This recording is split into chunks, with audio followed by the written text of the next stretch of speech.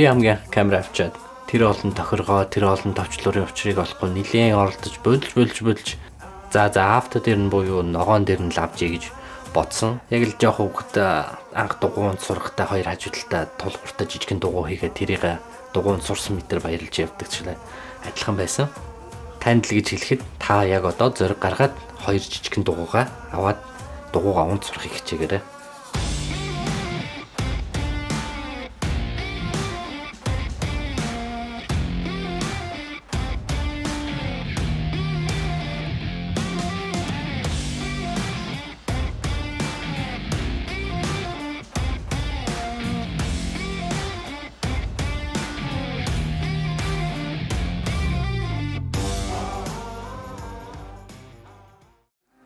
Сайн залуусаа өнөөдөр та бүхэндээ би камерны тохиргоо болон ажилтг гормын талаар мэддэг зүйлээ хуваалцсан юм аа.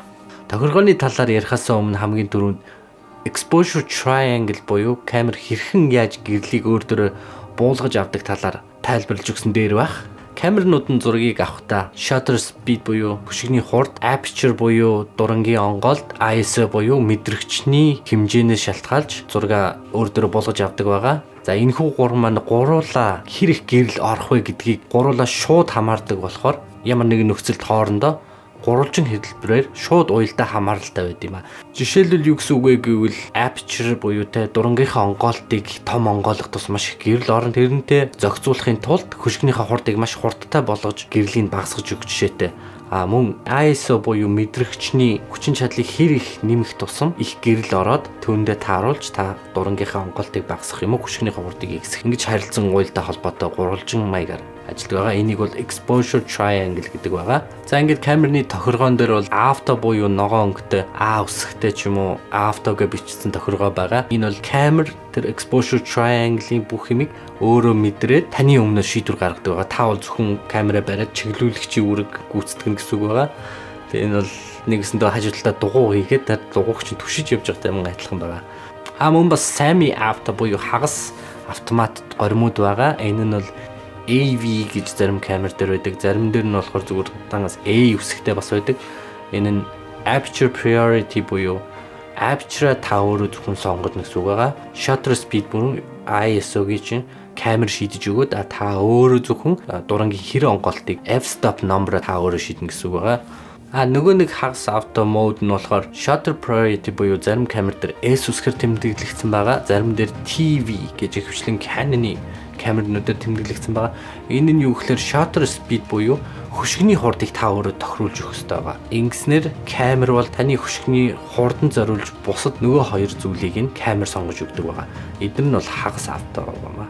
Жишээлбэл та маш хурдтай shutter speed сонгоё гэвэл aperture-ийн том онгойлгож өгөөд ISO-г нэлээд хэсгэж өгөх жишээтэй ч юм уу.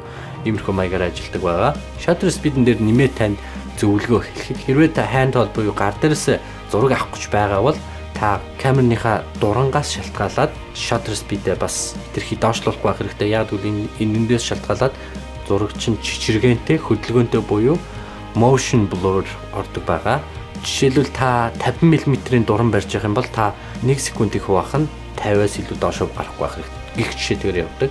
100 мм-ийн дуран дээр бол 1 секундын хуваах нь 100-аас доош оруулахгүй. 200 мм-ийн дуран дээр бол 1 секундын хуваах нь 200-аас доош оруулахгүй байвал та чичиргэнгүй зураг авах магадaltaй байгаа.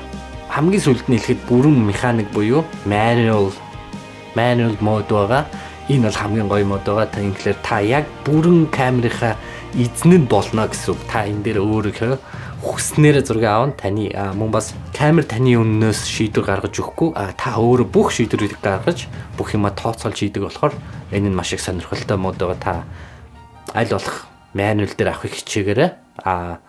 Болохгүй бол AV буюу эсвэл H гэж тэмдэглэсэн байдаг aperture priority модон дээр авал одоо на лайкн дээр зөөлхөн тараад үзтээ. За энэ тоглоом байлаа guys. Дараа уулзлаа баяр таа.